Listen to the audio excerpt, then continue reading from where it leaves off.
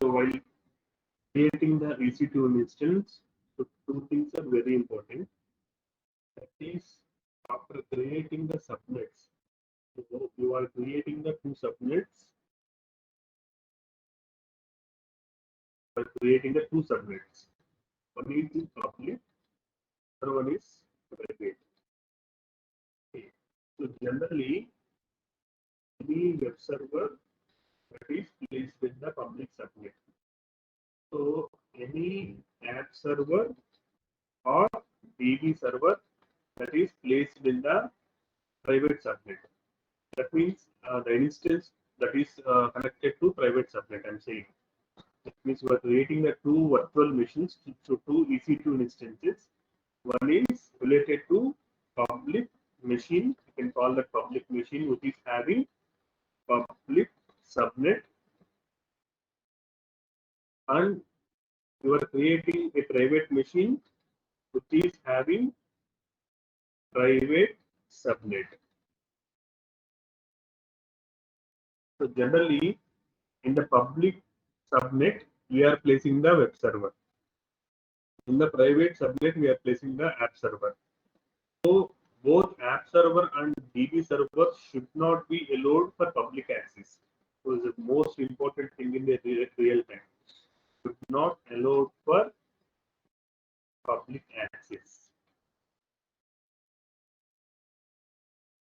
Whereas this DB server can be allowed for public access. Allowed for public access. For example, if you are opening any applications, for example, take Facebook. So if you are open the Facebook application, so you are seeing one UI, that is user interface you are able to see. So from any IP you can connect this Facebook. Okay, from number of IPs you can connect with this Facebook address. Okay, that means that Facebook web server is placed in the, it is allowed for public access. It is allowed for public access. Whereas the code for the Facebook, whatever the code that is written for Facebook, and the details, user details that are stored, right? Username, password, for every Facebook account details that are stored in the database. So these should not be allowed for outside. That's why they are placed for they are placed in the private machine. Okay. So while creating the EC2 instance, you must aware that so which subnet I need to allow public access, or which subnet I need to allow private access. So mostly in the real time, if you are keeping the public subnet, so you can make the public IP as enable. In the options you can see that. So for if you are choosing the private subnet, okay, so again you have the two options. So here also you have the two options. You can enable the public IP, you can disable the public IP. But if you disable the public IP for public subnet, so nobody can access this application. Okay, if you disable the uh, this public IP, so nobody can access this application. For example, if the UI is disabled, then nobody can access the Facebook application. Okay, so therefore public IP should be enabled for public subnet, whereas for whereas private subnet, okay, so this public IP should be disabled. So here also you have the two options, enabled and disabled. But which one we need to choose? We need to choose disabled. Why we need to choose disabled? If you make enabled, so the private subnet also will be allowed for public access. In such case, all the details will be open. There is no security. The code will be open. So database details also will be open to the public. So there is no security. That's why for public subnet, if you're choosing the public subnet, then you need to make the public IP as enable. So for private subnet, so public IP should be disabled. So these two things keep in mind while creating the institute instance. And one more point, so yesterday I mentioned before recording. So regarding the EC2 instance usage, okay, so it is monthly 750 hours it is used. It is free. Okay, monthly 750 hours it is free. EC2 instance usage for 750 hours per monthly is free. So here the usage means, okay, so very important thing you need to understand here. So if you are using more than the 750 hours, will be charges. Charges will be applicable. So what is the meaning of 750 hours here? So what is the meaning of 750 hours usage? Means generally the EC2 instance has three states. One is running state, second one stop state, third one terminate state. Okay. So you will be charged. That means if you are using more than 750 hours. Okay. So generally, if the machine is running, if the EC2 instance is running up to 750 hours, so no charges will be there. Up to 750 hours monthly. Monthly, no charges will be there. Okay. If the machine is under stop state, okay, so these hours will not be countable. Hours will not be countable. Okay, so if the machine is in stop state, the hours is not counted. So only the machine is running state, the hours will be counted. And third important point is terminated state. Okay, so if you start the machine, you start a machine, okay, and immediately that means you are closed. Okay, you are terminated. You started the machine and terminated the machine in just 5 minutes. After usage of 5 minutes, you terminated the machine. So what happened? That will be counted as 1 hour. That will be counted as 1 hour. That means using of a machine,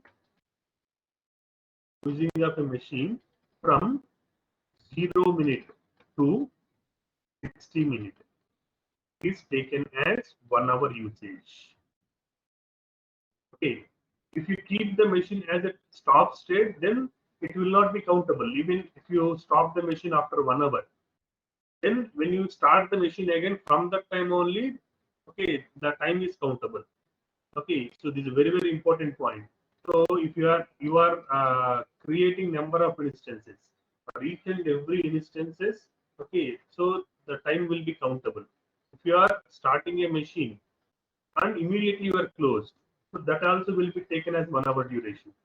You are using the machine up to 59 minutes, so that is also 1 hour countable. If you are using up to 61 hours, so 61 minutes, and then you terminate it, then what happened? It is taken as 2 hours duration. So like that. So up to 750 hours usage of EC2 instance is free monthly. So if you are using more than 750 hours, so then you will be charged. So please keep this point in mind. Okay, while creating the instances. Okay, so now, so today's topic are, so how to log in. So we can create three types of machines. Create three types of instances. One is Linux machine, second one Ubuntu machine, third one Windows machine. So the last class we have seen how to create login, how to create Linux machine, how to create Ubuntu machine, okay, and how to log in into the Linux machine and Ubuntu machine. Now today's class we will see how to create Windows machine and how to log in from one machine to another machine. Okay, so remember very important point. So the default username for Linux admin is EC2-user. So for Ubuntu machine, it is Ubuntu. So for Windows machine, it is administrator. With these names only, we are able to log in into the machines. Okay. Now today's class, we will see how to log in into the Windows machine. So for that, so I'm just launching the instance.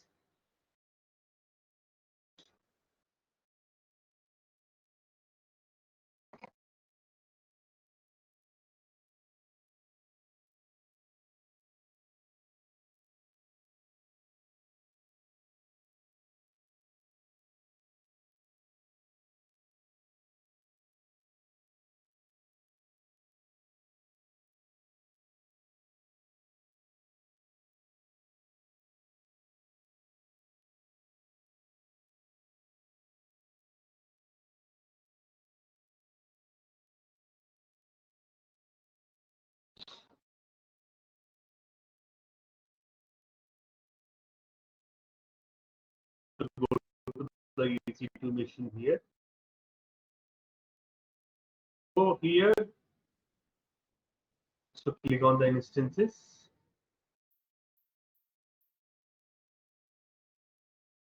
So currently, no instances are running here. So now I'm create one Windows machine. So click on the launch machine. So select for the free tier only. So here you can see number of images. All these are images, Linux image and Ubuntu machine. So Windows. So Windows also you have so many versions are there. So 19 base with containers, 22 base, 16 base, like that. You can take any server, any one of the servers. So I'm taking the 2019 base. It is free. So see here, I'm selecting the T2, the basic. So T2.micro, free tier eligible. So it is having only one CPU and 1 GB of RAM. So click on next. So here I don't have currently, I'm not taking any VPC. So I'm using the default VPC. So we can also work with default VPC also. So creation of NAT gateway and creation of elastic IP that are useful in the real time, but in real time, in our practice, that is not used because it is costly. So that's why only for practice for one time that is okay. But I advise so do not use NAT gateway and elastic IP for practice purpose because those are charges much. Okay. So I'm using a default VPC, or you can create one VPC with only public subnet. Okay, so that is also fine. Create a VPC which is having only the public subnet. That is having only you create internet gateway only. So don't create any NAT gateway. Don't create any elastic IP. Okay, so just to create one VPC, create only one subnet. Okay, attach the subnet to this internet gateway. That is also fine. Okay, so here I'm choosing this one. So here I'm saying the point, whatever the point I have explained previously, that is here you can apply. So public IP. So public IP should be enabled for only public server, that is web servers. Okay, this IP should not be allowed for private subnets. That means the machines which are having DBs or app servers. So though for those machines, you should not allow the public IP. If you disable the public IP, so while after creation of EC2 instance, the IP will not be visible. If you enable here, then only IP will be visible. Okay, so add storage. So see here, the most important difference here it is the size. The difference is the size. So the size of the ROM size, that is the ROM size, that is different here. So here we have 30 GB hard disk, 30 GB ROM we are getting with the free time. Whereas for Linux machine we are getting 8 GB, for Ubuntu we are getting 10 GB, whereas for Windows machine we are getting 30 GB. Okay, so here I'm taking the GP2 general purpose, so same as this. So don't forget to check this box. If you are unchecked, huge charges will be applicable because this volume should be deleted after the termination of your work.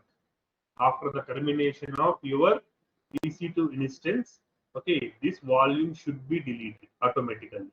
If you uncheck this box, the volume will be retained. Volume will be there, exist. So then huge penalties will be there because still you are using the same volume.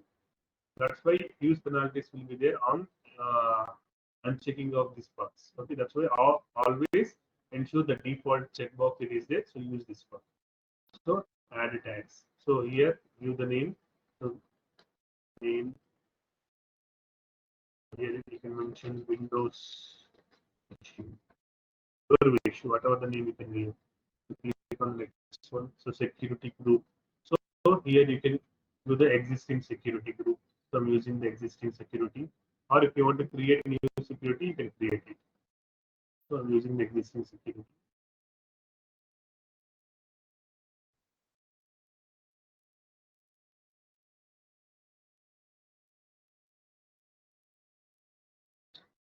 So why it is not taking means, so this default security, it is already allowing the 22 SSH port. Okay, that is already used for Linux machine. Okay, so if you are using a new security group, see here, the difference between Linux machine and Windows machine is, so for Linux machine, so here the protocol is SSH.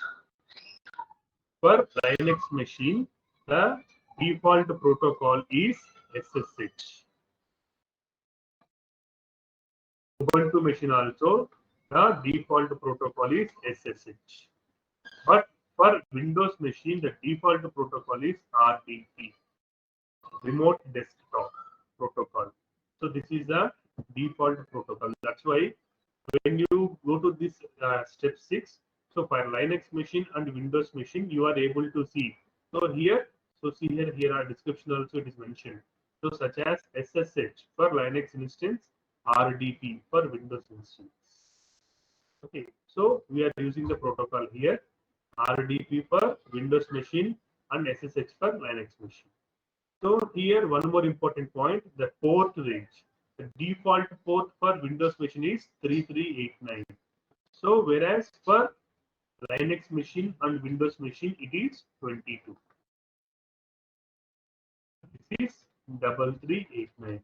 So I already explained in the last class, when you create a machine, all the ports are blocked. All the ports of that machine are blocked. That means high security. Nobody can access the machine. Okay, all the ports are blocked. So if you want to access the machine, you must open the port. You must open the port. Then only you can log in into the machine. Okay, so for Linux machine, you need to open the 22 port to make into login into the Linux machine or Ubuntu machine. For a Windows machine, you must open 3389 port to log in into the Windows machine. So that's why. So what is the meaning of security group here? So security group means we are allowing that, okay, we are logging into the machine by opening the corresponding port. That is the meaning of security group. Okay, so here the description is there. You can read it. You can understand. So it is a set of firewall rules that control the traffic for your instance. On this page, you can add rules to allow specific traffic to reach your instance. Okay, you can, okay, allow the specific range of ports. Okay, only these ports and these IP only should route this application. So then only such ports and such IPs are accessed to the machine. Okay, so here you are using 3389, so that is a default port for Windows machine. So here I'm giving 0.0.0.0.0/0 means any IP can access to this Windows machine. Any IP can access this Windows machine. So here you have three options. So any custom, anywhere, my IP. So if you select a custom, you can give any specific IP. So here if you give anywhere, so anywhere within the network. So here description will be there. You can read it. Okay. So anywhere within the network. Okay. So you can access the machine.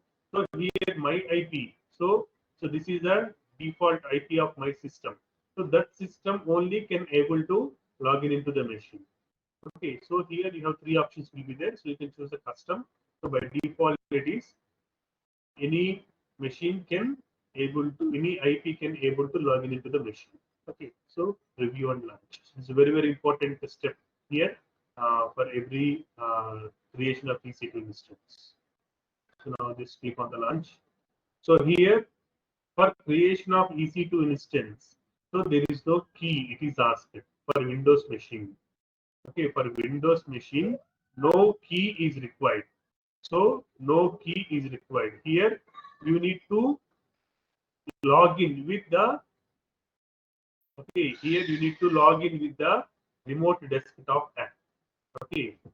So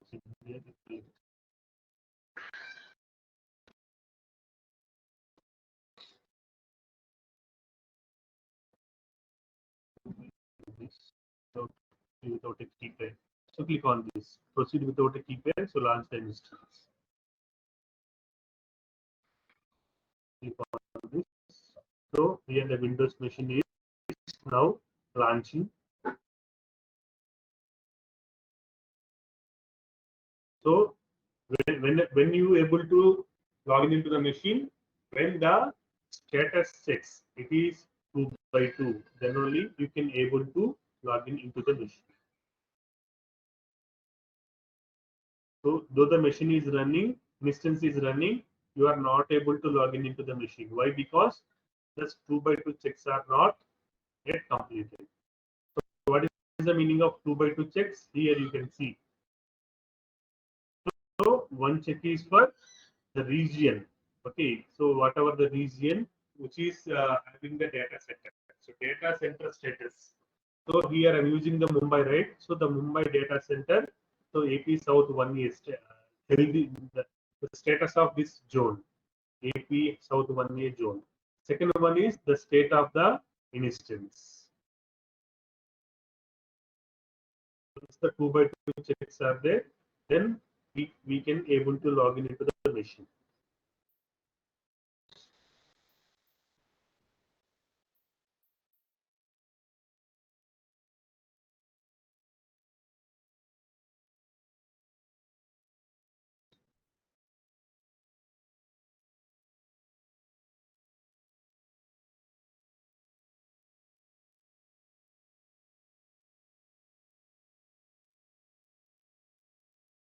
We are using only limited, very low resources, right? Only 1 GB of RAM, so that's why it is taking more time. We are using high-end devices, so then this machine will run very fastly.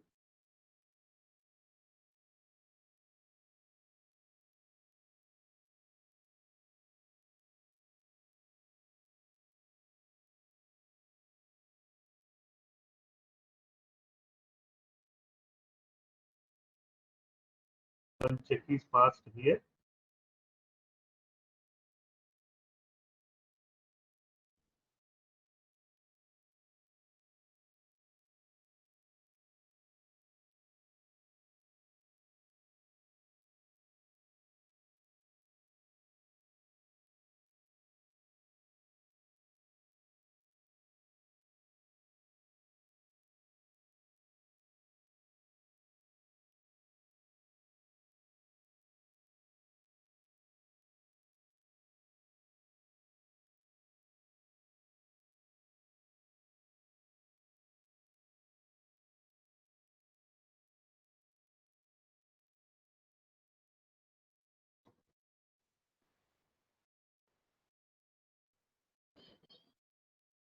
So here you can see the public IP.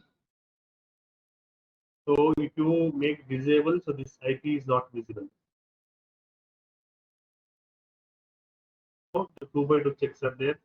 Now, how to connect to the Windows machine? Since we don't have any login, I mean any key. Okay, or we are not using the putty software. The putty is only used for Linux machines or Ubuntu machines.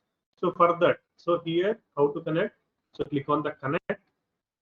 So here in the connect we have two things are there. One is a standalone RDP client and a session manager. So this is used for Windows machine. RDP client can be used for Windows machine, and session manager can be used for Linux machine. So see here we are not able to connect your instance because it is Windows machine. So that's why we cannot use this session manager for Windows machine. So we can use only standalone RDP client. So click on the download remote desktop file. So now here one file is downloading. So click on this file.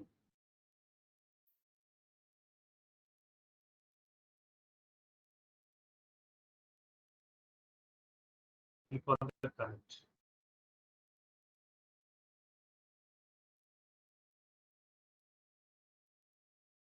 Here it is asking for the password here. So what is the password here? So by default, if you see here, the username is nothing but it is administrator only. Okay. So but we don't have any password here. So how to get the password?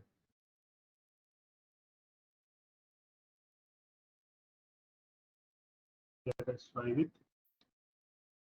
Since my PC don't have any password, so click on the here.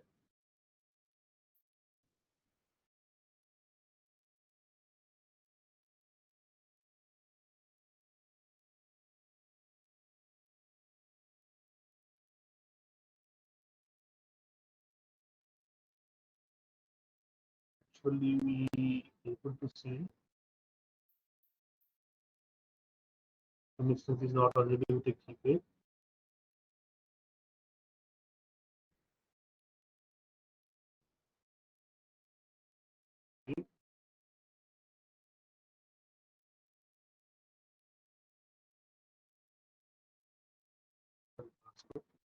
I think we did not create the key pair there. So this let's do one thing. We create that key here.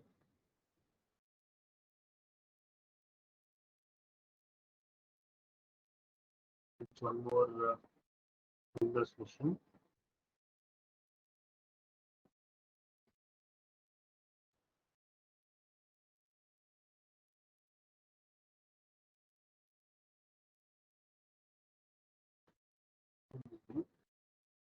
Storage.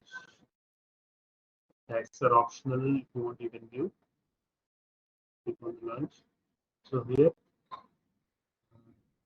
we click here and give the name Windows.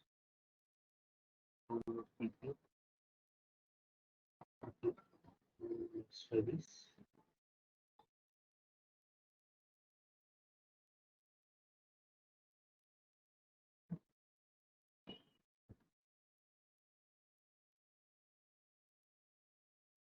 Launch instance.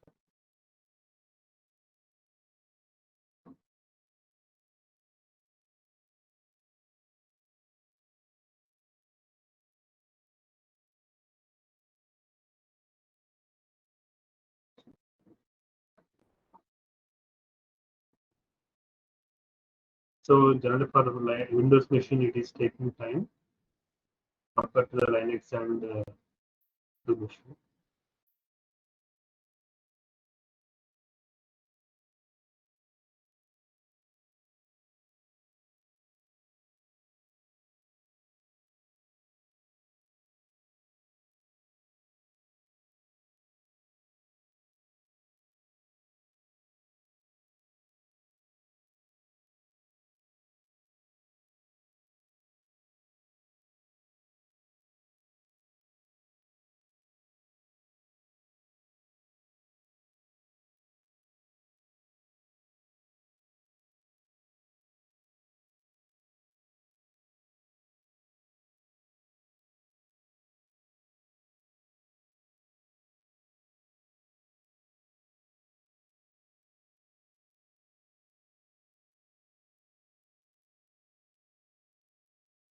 The option is visible here. Get password. Okay, so previously we are not given the key. That's why this option is not visible. So now when we create the key, so we are not using this temp file to log in into the Windows machine. So now we can use the get password. Okay, we are able to see one password. Now when you download this remote desktop file, so again double click that one. So use this password to log into the machine. Okay, wait, we will check the 2x2 checks here. So because until 2x2 checks, you are not allowed to log into the machine.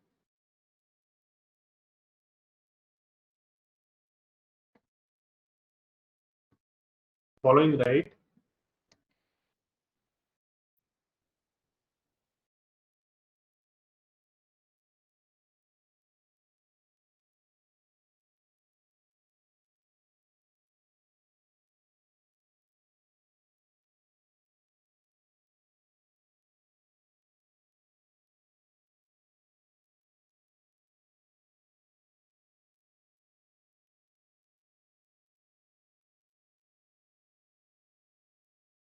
In our class. So what we are going to discuss means already we created the three machines. One is Linux machine, Ubuntu machine, Windows machine.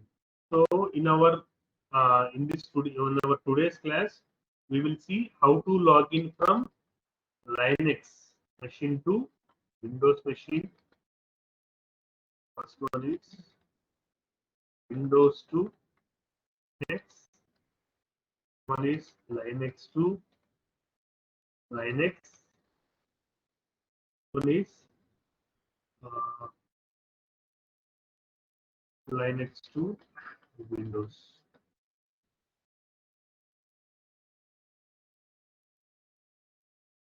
So we will see the three cases here.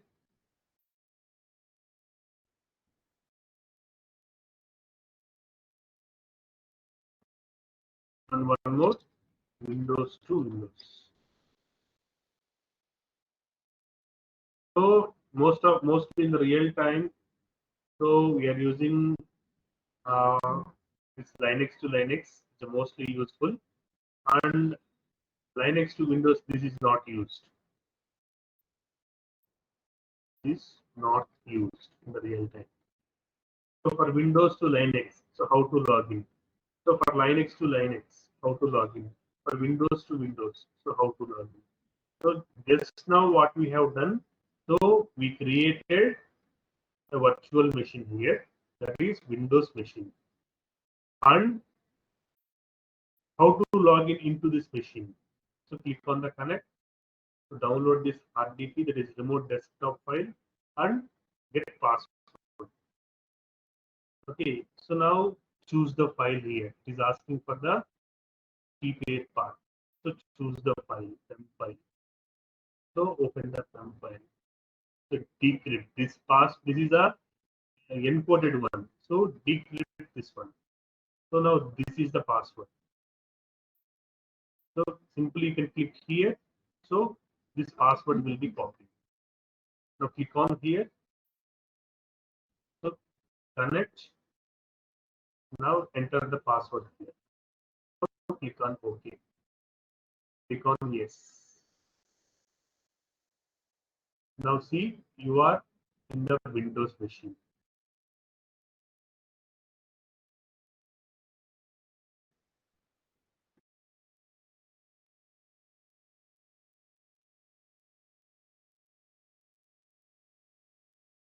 This is the way to create a Windows machine and how to log in Windows machine. So this is a virtual machine.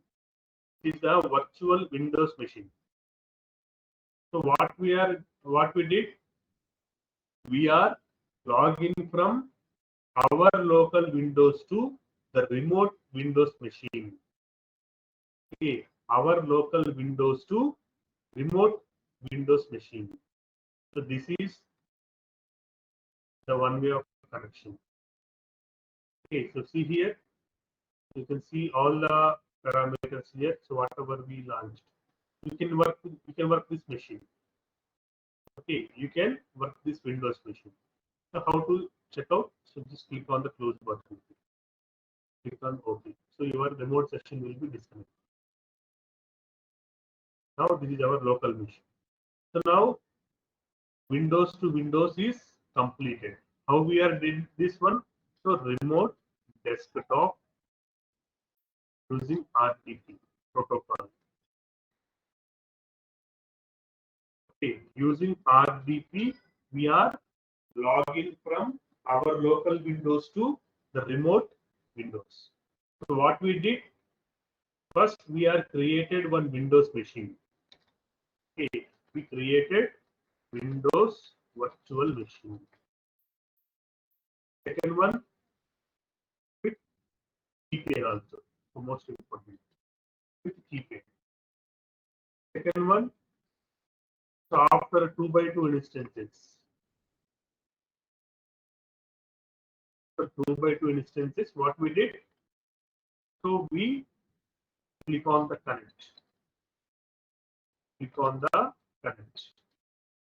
Now download the remote desktop file.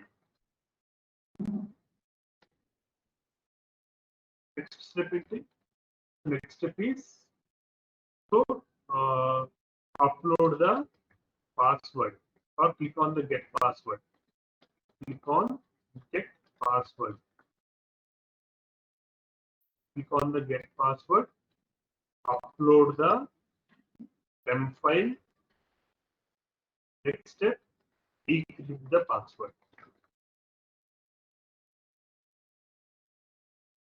Okay. Now here you can also do one more step. Copy the password. Next one, click on the remote desktop file.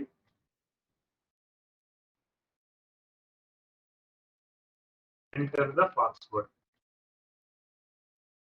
And click on yes. Now you are able to log into the Windows machine. So once again, I will show the process.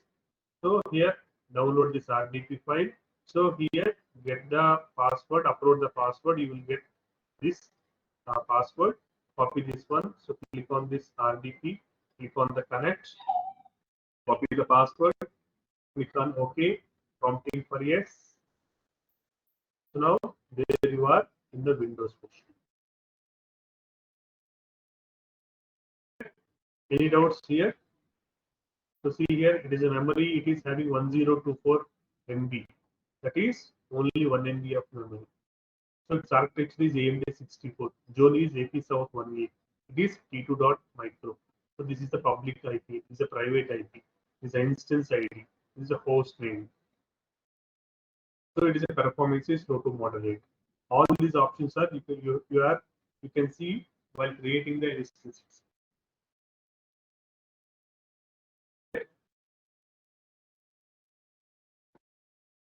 Is that okay? Yes or no?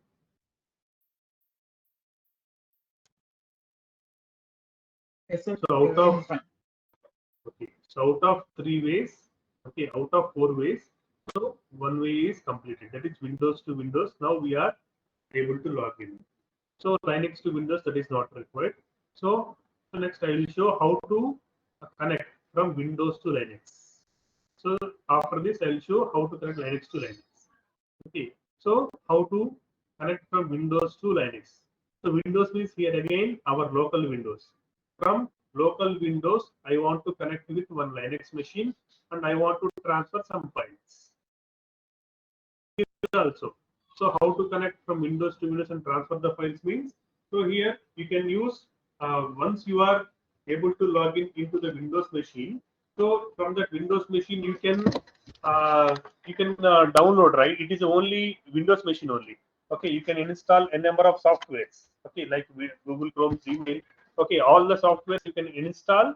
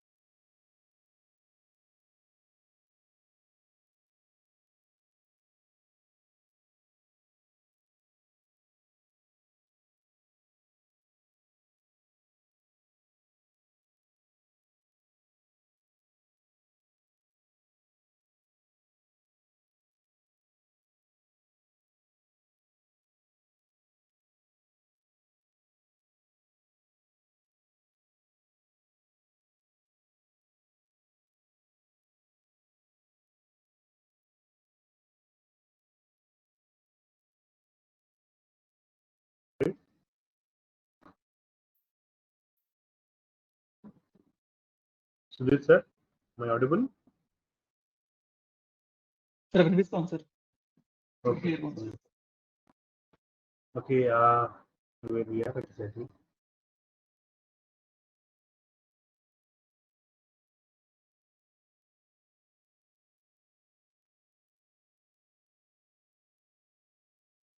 Now we will see how to connect from Windows machine to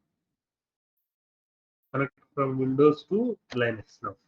So for that, I am just creating Linux machine now. Go for the full time.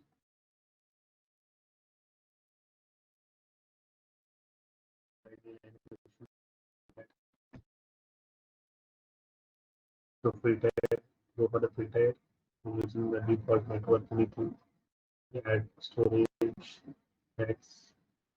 So whatever the tag here you have written, that is reflecting there. Name as RL box, RHL box. So review on launch. Here already I have an existing one which is having only port 22 is already open there. So this launch. I'm using one new key here. So say RHL, download the key. Now launch the instance.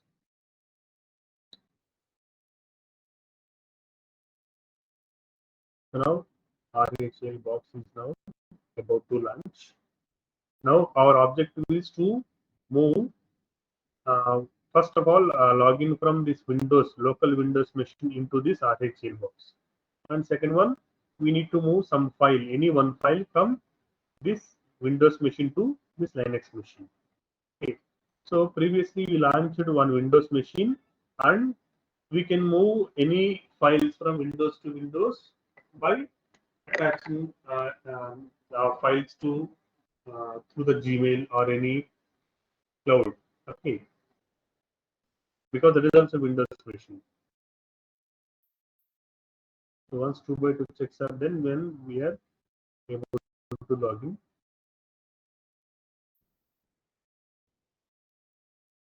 Meanwhile, we can convert this RHL file into compile, but actually this is not required. So we will see.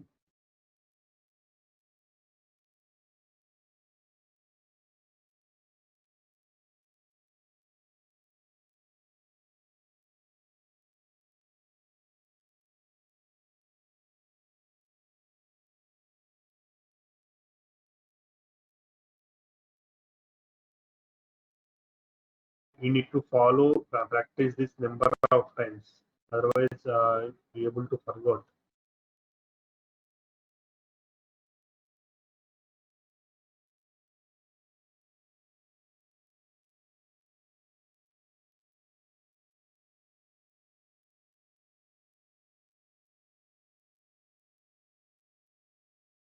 For this, so to log in from Windows to Linux machine, so you need to install one software called WinSCP.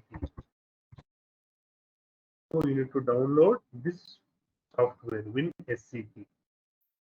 So go to the WinSCP official site. You can download here WinSCP, the latest version.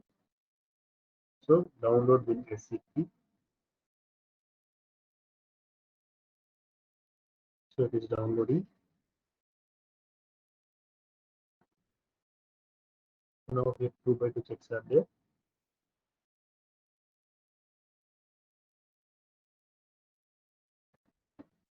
So once the this WinSCP downloaded, so install this tool.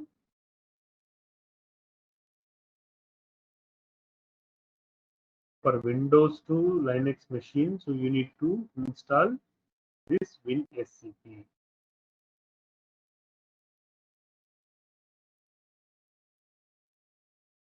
Here the meaning of WinSCP is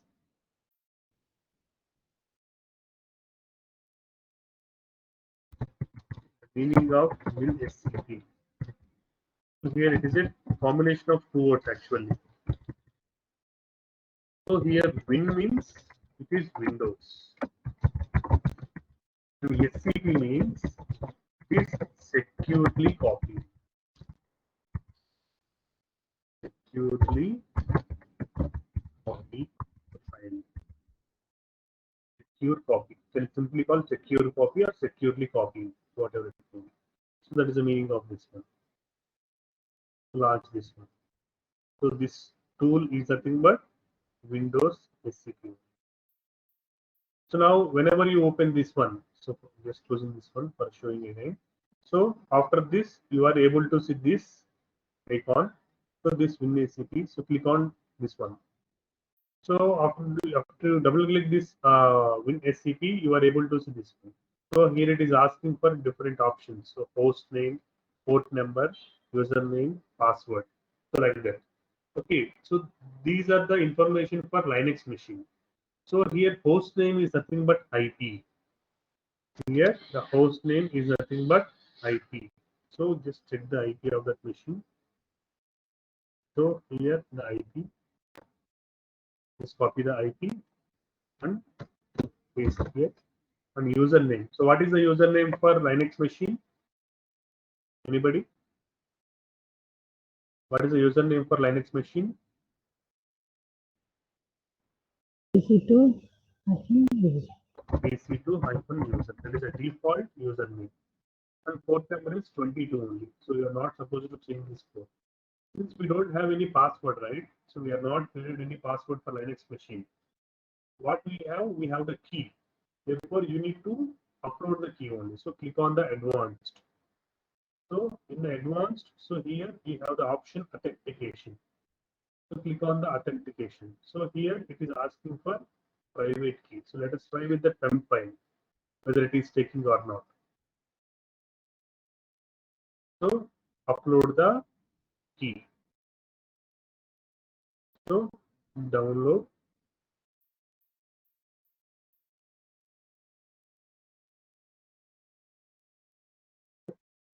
Click on all files. Here RHCL key. So let us check. So here it is asking. So do you want to convert the OpenSSH private key to putty format? So click on OK. So it is automatically converting the PPK file. So no need to use that putty gen. So it is automatically converting the PPK file. Just save it. So OK. So now the PPK file is automatically taken. Now click on OK. Since this does not support the PEM files, so when you upload the PEM file, it is automatically converting the PEM file to PPK file and it is automatically uploaded. Now click on OK. So now all the details are given now. Host name is given, port number is given, username is given, password is also given in the form of key, PPK key. Now click on login. So it is asking for prompt. Yes. Now see. So on the left side, you are able to see one machine. On the right side, you can see one machine. So this is the Windows machine. This is the Linux machine. On the left side, so it is C local disk. So it is nothing but Windows machine. So on the right side, EC2 user. So this is nothing but Linux machine. Now, how to copy files from Windows to Linux? Simply drag and drop. Simply drag and drop. Now I'm just copying these two files. Let us take RHCL key, PEM, RHCL key, PPK. So these two files I want to copy. Just to select these two files and just drag and drop. Okay, now these two files are copied into this Linux machine. Now let us see whether these files are there in the Linux machine or not. How to check whether these two files are there on the Linux machine? So we need to log in into the Linux machine using putty. Okay, using putty, we will log in into the machine and let us check whether the two files are there or not in the Linux machine.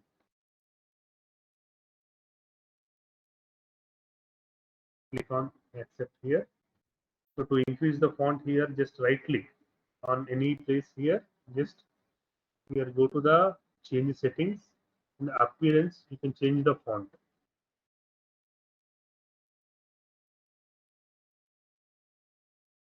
Make it as 16. Apply. So now EC2 hyphen. The username is EC2 hyphen. Now we are in the Linux machine.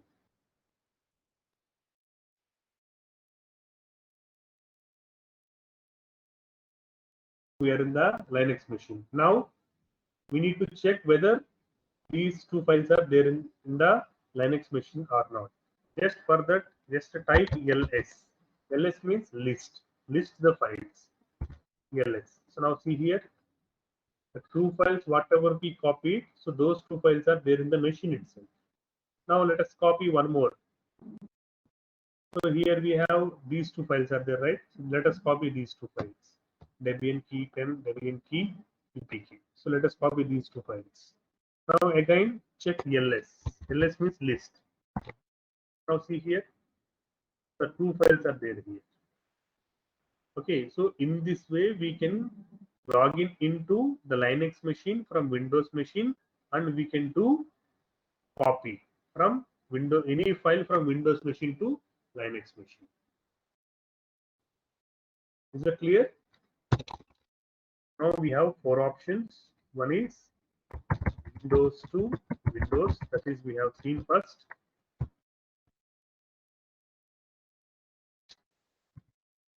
Next, Windows to Linux. Next, Linux to Linux. Third, fourth one, Linux to Windows. So generally this is not used in real time. So this is already we have been using RDP. So we can log in from one Windows to another Windows machine. So from Windows to Linux, what is the tool we are used? We are used WinSCP. That is the tool we are used to log in from Windows machine to Linux machine. And for copying, we are just using the drag and drop. Okay, so here next thing is Linux we need to see. Okay, is it understand? Windows to Windows and Windows to Linux, how we are doing? Clear, right?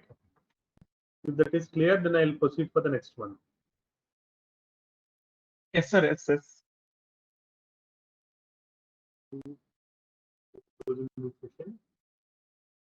So to log in from one Linux machine to another Linux machine, we need two Linux machines, right? So for that, I'm just launching one more Linux machine.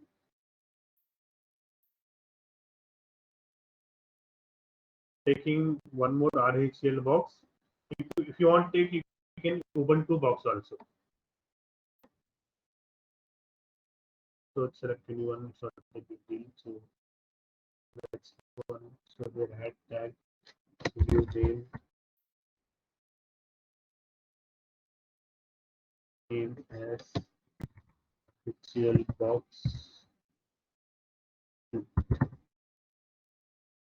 Next, I'm taking the same existing one, same launch.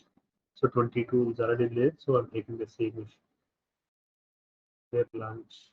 So you can use the existing key pair only, or if you want to use a fresh key, you can also use a fresh key. Okay, so I'm using the existing key, that is RHCL key, and using to launch instance.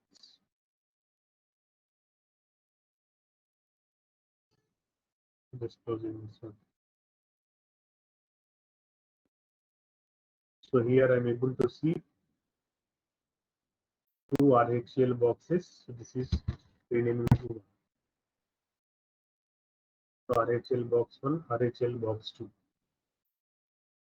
So once the second machine is ready, now we are login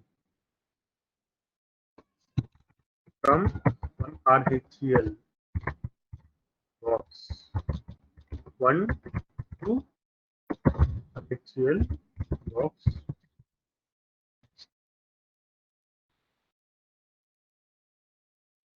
So how to log in from RHCL box 1 to RHEL box 2. So first we need to log in into RHEL box 1.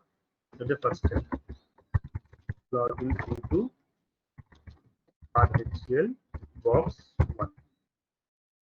Since already we are there in the RHEL box 1 only, right? So this is RHEL box 1.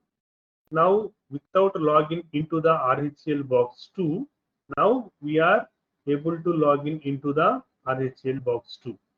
Okay, I don't want to take any one more session putty. So individually we can take two putties and we can launch the two sessions. Okay, for this we have one IP, for this we have other IP. Okay, so with this IP, okay, so and the key pair, so we can log in into this machine, and with this IP and with this password, that is a key, we can able to log in into the RHEL box 2. But I don't want to log in into the RHEL box 2 using putty. So just I want to log in into the RHEL box 1. From this box only, I want to log in into the RHEL box 2. So for that, what we need? So what are the things we require? So we require the credentials of the RHEL box 2. Credentials of RHEL box 2. Okay, so if you want to log in into RHEL box 2 from this box, so you want to know the details of this box. So what are the details? Such as host, IP, and key pair. These three things are required. So these three things are required, okay, to log in into RHEL box 2 from RHEL box 1. Now let us do that. Now the 2x2 checks are there now. So RHEL box 1, RHEL, already I am in the RHEL box 2. So this is the key, right? RHEL key dot pem. This is the key for the both machines. Okay. So this is the key for the both machines. So if the key is different, so what you need to do? You need to copy the key of that particular machine. Okay, using WinSCP into this machine 1. Understood? If the key of the second machine is different, okay, here I'm writing the point here. If key of box 2 is different, then what you need to do?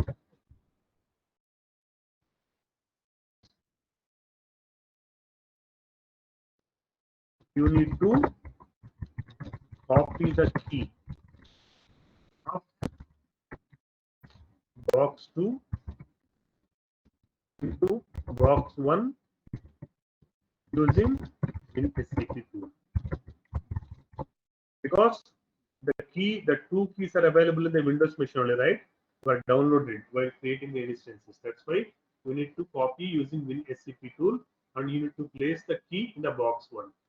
So here we are using the same key. We are using the same key for both the instances. Therefore, here we are using the same key. That's RHEL key.pem.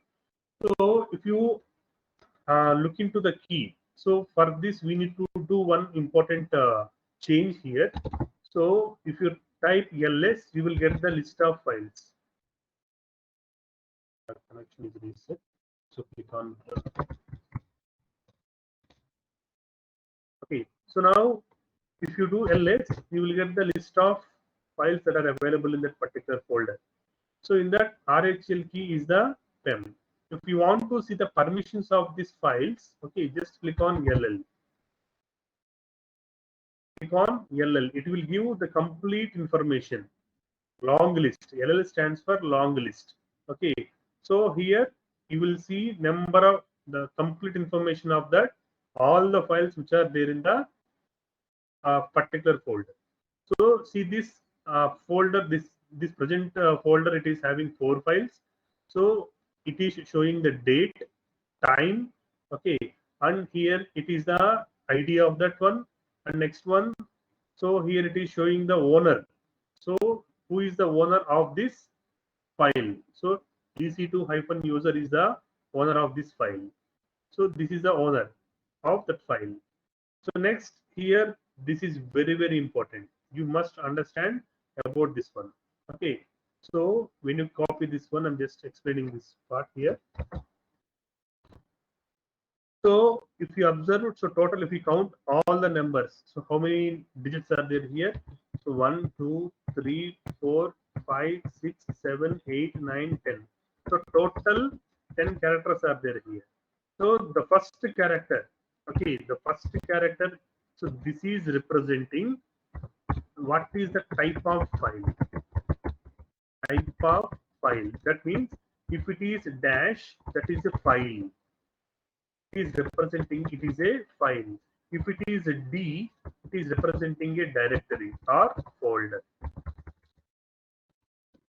The first letter, in this representation, the first character, the first letter that is showing, if it is hyphen, then that is representing it is a file.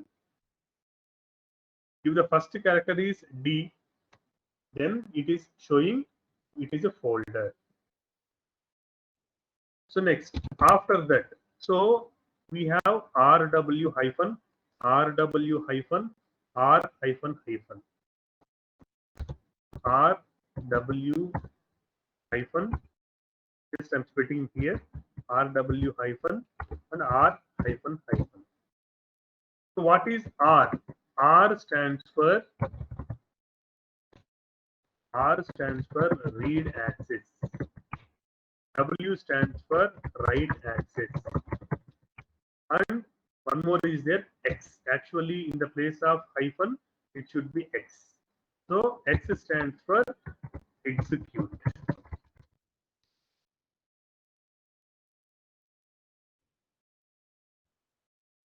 So here we have, why we have three types of differentiation here, RW, RW hyphen, R hyphen hyphen.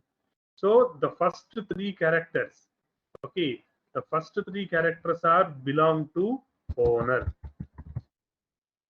The first three characters are belong to owner. And next three characters are belong to group. And the next three characters are belong to user. Okay, so here the owner nothing but by default administrator or root account will be the owner. Okay, so he will have these permissions. So he has read permission, write permission. So hyphen means it is not there. So no execute permission.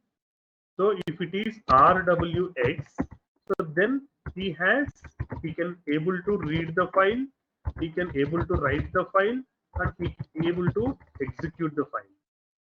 If he has only RW hyphen, okay, so the user can only read the file and write the file. If it is having only R hyphen hyphen, so only read access only allowed. So that these can be applicable for any of the thing, for owner or for group or user. Okay, for any person. Okay, so this can be applicable.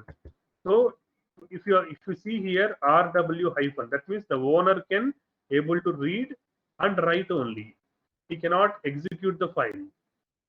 So group users, that means the group users also only read, only write, but cannot execute the file. Whereas the user means we are creating one separate account, right? One laptop have many users. So like that, so the users have only read access. So he cannot write the file, he cannot execute the file.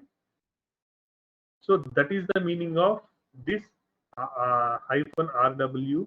Okay, so this format. So this is very, very important in the real time. Okay, without knowing this, you cannot work with the files or documents or folders even. Okay, RW hyphen. So read access, write access only. So if it is there RWX, then it is having the three access: read, write, execute access. Okay, so here one more important point. So for write, we are taken the number as 4. For write, so for read, we are taking the number as 4, and for write, we are taking the number as 6, and for X, we are taking the number as 1. Okay, so these numbers are very important in the real time. Okay, so if the owner has, so RW hyphen means, so what is the count? For example, so take this file. So take this file. So this file is having this axis.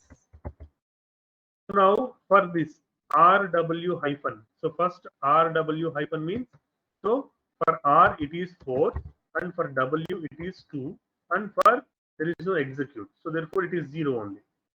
If execute is there, then you need to add that one. So therefore total is 6. So here also RW hyphen. So it is also 4 plus 2 plus 0. That is also 6. So for user it is only read access. That means only 4. So therefore it is, we can call 4. Therefore this file has 664 permissions. We can call 664 permissions. Understood? This file has 664 permissions. So now I'll give one more example. So can anybody tell me what is the permission? Okay. So let us take some file number 1. So file 1 is there. So this is some text file. Let us take. So for this, the file, right? I'm just starting is hyphen only. So I'm just giving this RWX and R hyphen hyphen and RW R hyphen W here RX hyphen. Now can anybody tell me, so what is the number you got here? The number you will get here.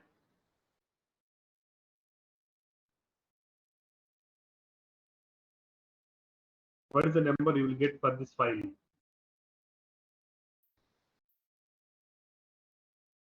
Following, right? Adhamotunda, how we are changing this one? 756. So for RWX, we have 4 plus 2 plus Plus 1. 1 is equal to 7. Nothing but 4 plus 2 plus 1. Here I am writing separate 7.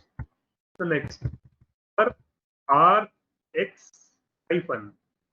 For RX hyphen, it is 4 Plus 1. 1. 2 plus 0. Sorry, 4 plus 0 plus 1. Because there is no right axis here. I'm giving wrongly, right? Okay, RW, right? Sorry, here. RW. Right. So it is 4 plus 2 plus 0. Because there is no execute permission here. Now for the third, for the user, R hyphen which is the name? Okay, R hyphen X. Let us take R hyphen X. Now for this is 4 Plus 1. there is no right option, 0 and only 1. Now what is the number you will get here? 765. 765. So therefore this file has this permission. This file has these permissions. Okay, so now I want to change the permissions of this file. I want to change the permissions of this file. Okay, because the user is cannot able to write the file. Okay, I want to give the user writable permissions. I want to give the user writable permissions. Then what I need to do? So here I just make RWX RW hyphen RWX. So the number will become 767. Right?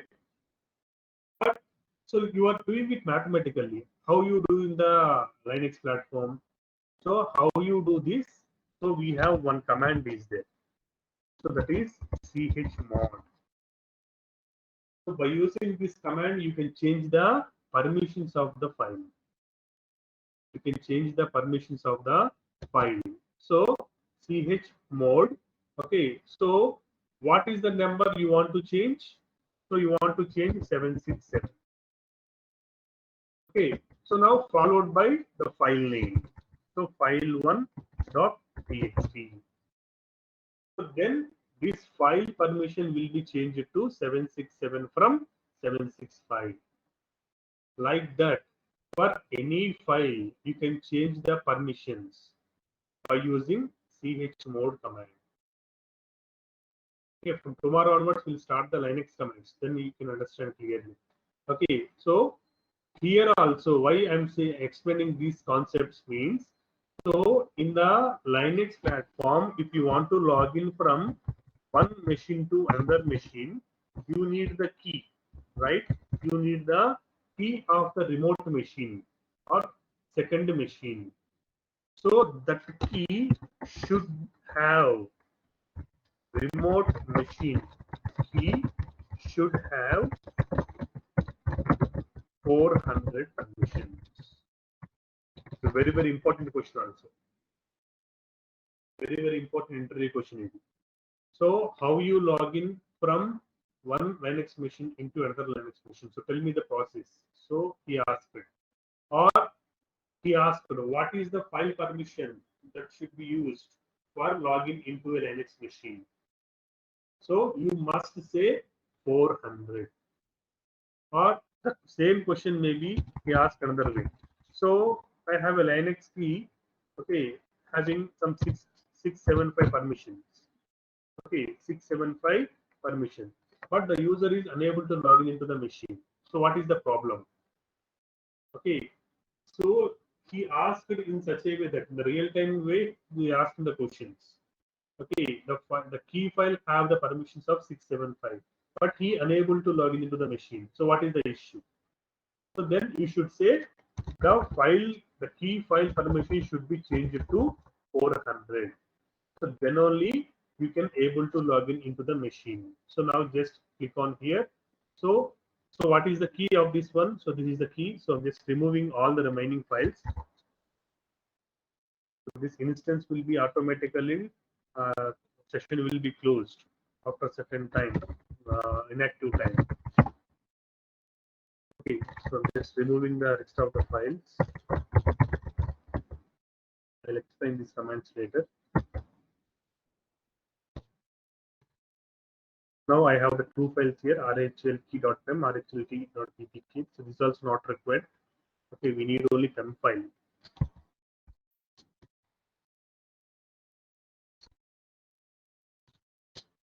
Okay. So now if you see, so what is the permission of this RHL key file? It is 664, right? The file permission for this RHL key is 664. Okay, so first let me try to log in with this key, the same permissions. So how to log in into second machine from the first machine? So for that we are using a command called ssh -i. So pem file here name or username user@ap of second machine.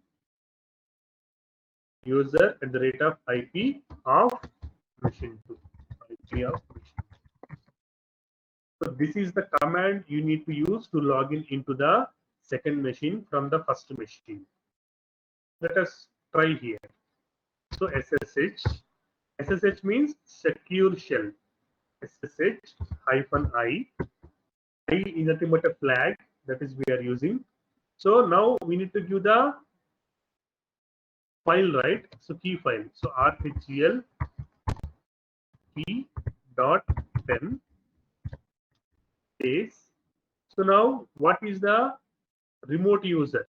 So remote user also it is EC2-user only, because that is also Linux machine.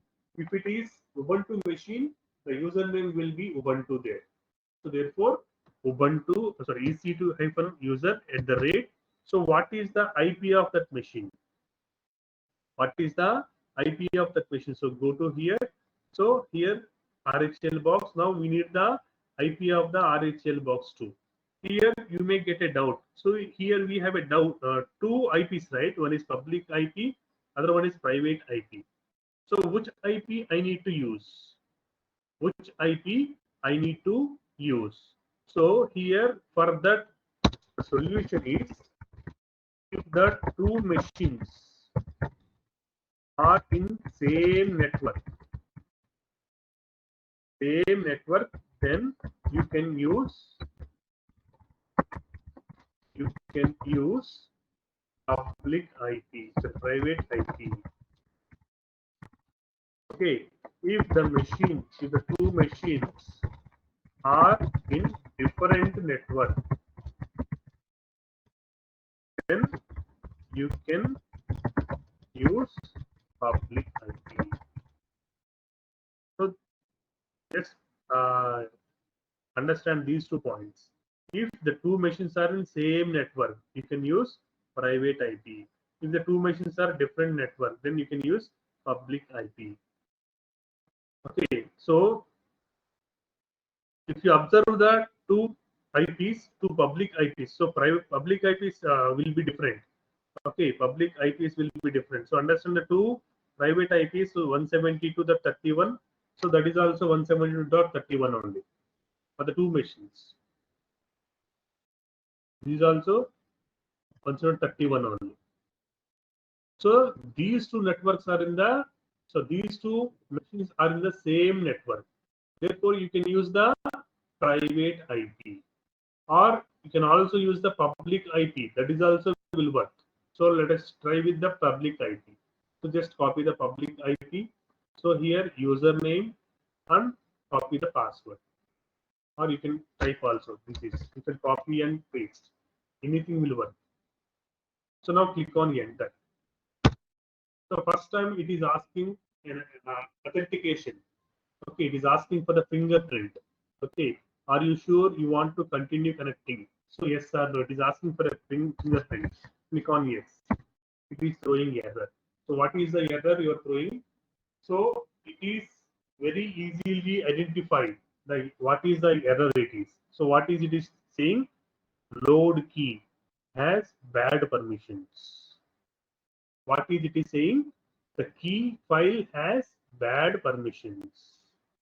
So what is the permission we require? What is the permission we require? I already told you. What is the permission? The key file should have 400 permission. So how to get 400 permission? What is the command to get the 400 permission? For that, chmod 400 and the key file. Here star means any name. Okay, here star means any name. Here also star means any name. So here is not key, or it is, you can call temp file. Now for that, so just give. So sudo. If you not use sudo, it will throw error. Why? Because whatever the action you are doing as a user, you should take the permission from the root. You should take the permission from root. Otherwise, it is throwing error. See, I'm just executing the command without root. Chmod. Okay, I'm just giving the 400. And what is the RHEL key dot temp, right? That is the key file. So click on enter. So it is changed. But sometimes it is throwing the error. Now click on LL. Now see, file permission is changed, right? So previously the file permission is this one, rw hyphen rw hyphen r hyphen hyphen. Now the file permission is changed, r hyphen hyphen and all hyphens. That means r stands for 4. So this is 4, this is 0, this is 0. Okay, so therefore it is, this file have the 400 permission. Now you can log into the machine, okay, with the same command. Just click on the up arrow. Okay, just click on the up arrow, you will get the same command. Now click on enter. Now see, observe the difference. So what is this IP? This is the IP of the RHEL box 1. That is private IP. So this is a, what is this? 43 to 32. Now see here, this is the IP of the RHEL box 2, 40 to 162.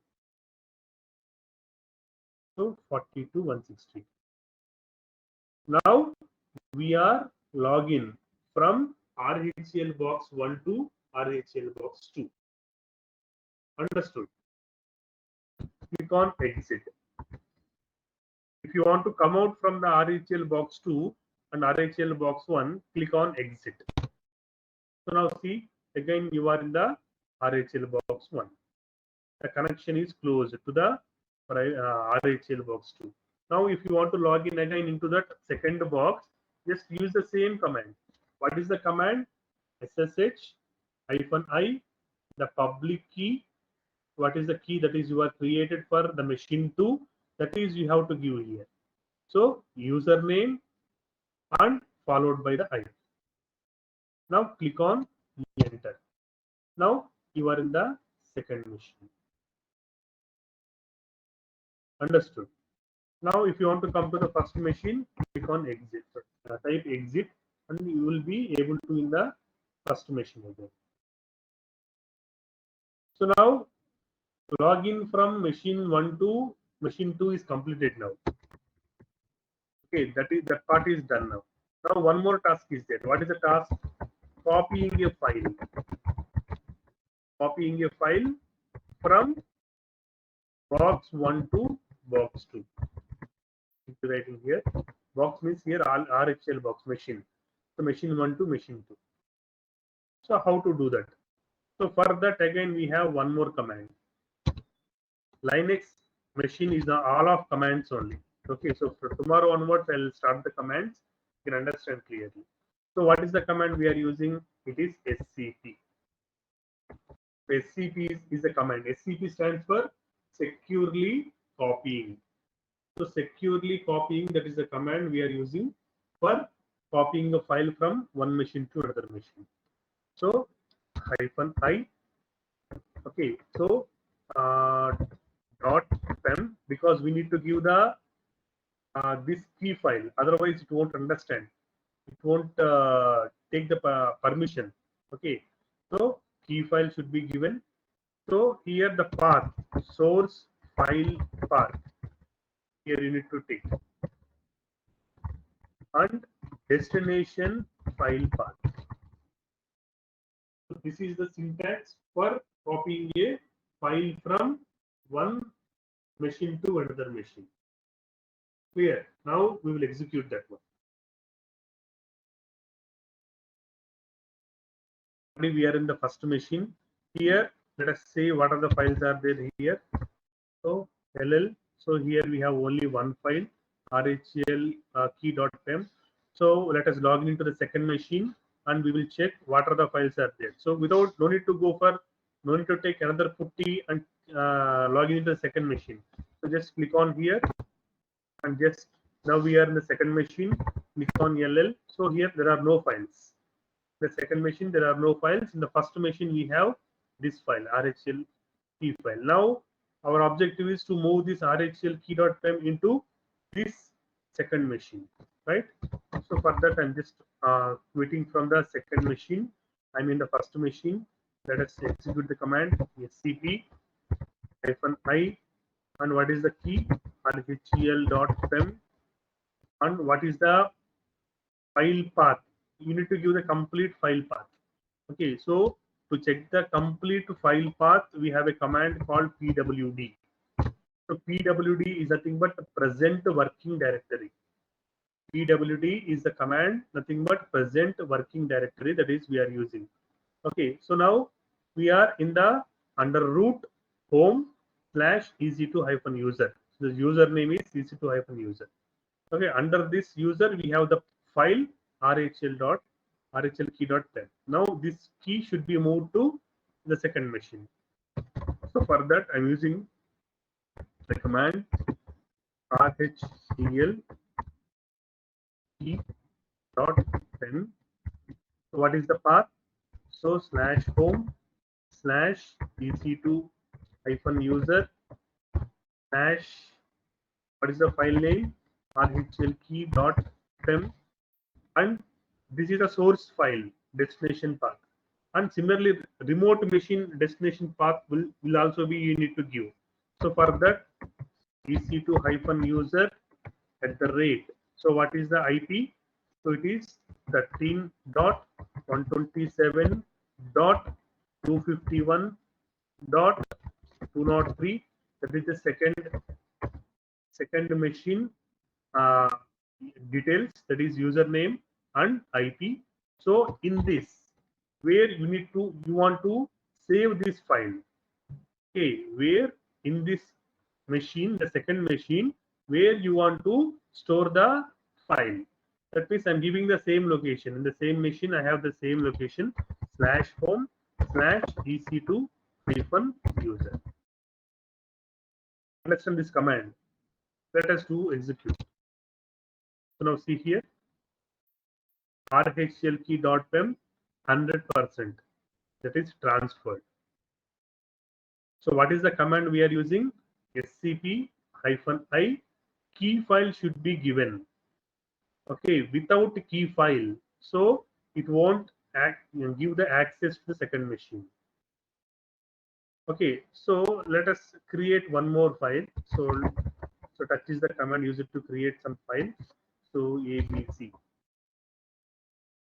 Okay, so touch 1, 2, 3. Some files I'm creating. So just click on LL. So now 3 files will be there here. 1, 2, 3 ABC rhlkey.pem.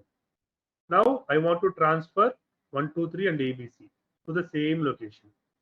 Now for that, what I'm doing? So just I'm executing the same command. So in place of rhl.pem here, the file name, I'm just passing the 1, 2, 3. Okay, so here you can give multiple files. So home ec2 hyphen user slash abc. Click on enter. The same file, and under the same directory I want to move the files. Therefore click on enter. Now see 1, 2, 3, that is 100%, that is moved. ABC, that is also 100% is moved. Now how to check whether the files are transferred to the machine 2 or not? For that, again we need to log in into the machine. So by using the command ssh is the command used to log in into the second machine. Now I'm in the second machine. Now type LL. Now I'm able to see the 3 files 1, 2, 3 ABC rhlkey.pem. So see here all the 3 files which are there in the machine 2.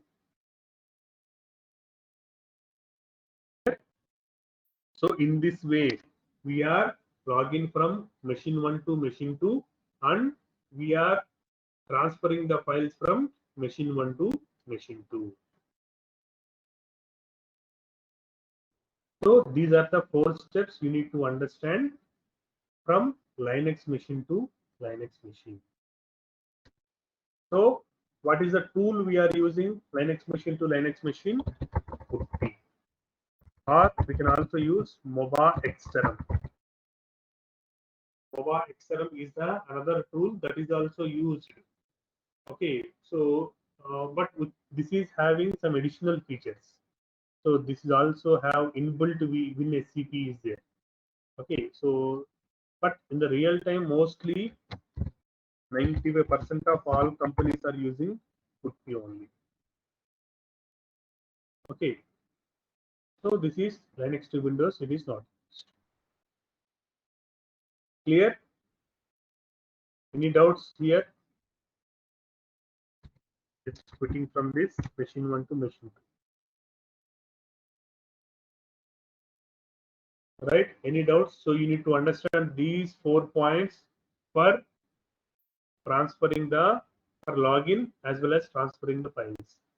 So login into the RHL box. I did not log in into the RHL box to write. Okay, for checking. Okay, whether the files are there in the RHL box too. I did not log in into the second machine. So to log in into the second machine, I need to use one more putty, right? but I did not use the second putty. I only used single putty, and with the single putty, first I log in into the RHEL box 1, and then from that RHEL box 1 to I log in into RHEL box 2. So what is the requirement for login into RHEL box 2? We need the host, that is user. Okay, here you can call the host as user. Okay, username. You can call the username, IP, and key pair. So these three are must and should. And second requirement. So this key should have 400 permissions. This key should have 400 permissions. So how to get the 400 permissions? So by using this command, chmod 400. So the file name dot pem. So now by using this command, you can able to log in into the machine. This is the command user to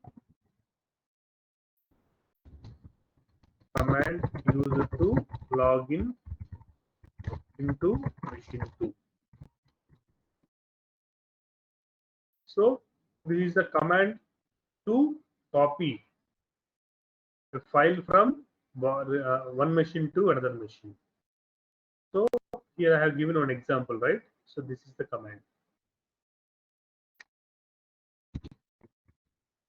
So scp -i. So the key name. So this is the source file path. You can transfer n number of files like this. Okay. So for example, taking only single for understanding purpose. So this is the username and IP of the second machine, and the path column should be given, and the path. For example, if it is a Ubuntu machine, so scp -i. So whatever the name, if I am taking ubuntu.key, the only example only, you can take any name for the key name, ubuntu key.pem. So here /home/ubuntu/abc. Let us take the file name as abc. So here the username will be ubuntu at the rate of, so let us take the IP as 124 34.36, whatever it may be. So :/home/ubuntu. So in this path I want to copy the file. Okay, so tomorrow you try with RHEL machine to Ubuntu machine. Both are Linux only. Okay, so you can try to connect from RHEL machine to Ubuntu machine and execute all the steps. Okay. Any doubts in this today's class? So tomorrow onwards I will start the Linux commands.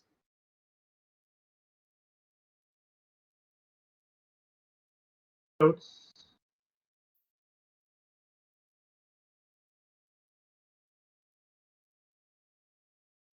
Doubts, sir, madam? Nothing, sir. We'll practice, and if we have any doubts, we'll clarify tomorrow. Okay. Madams? Any doubt లేదు sir. Okay. What's the madam?